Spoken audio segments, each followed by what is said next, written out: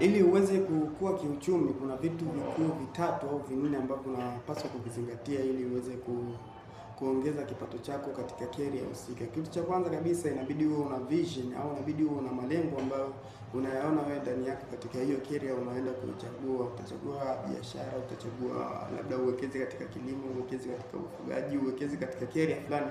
Inabidi uwe una vision kwamba una malengo ambayo umeyatunda ndani yako, ndani ya mtazamo wako. Lakini kitu cha pili, inabidi uwekeze muda wa kutosha sana ili mchakato au career husika unaochagua iweze kukamilika. Na kitu cha tatu ni maarifa au ujuzi. Inabidi uwe na maarifa au ujuzi wa kutosha katika hiyo career ambayo unaichagua.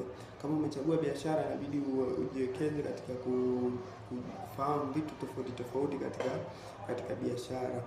Na cha mwisho ni inabidi uachie sasa mchakato uweze kufanya kazi.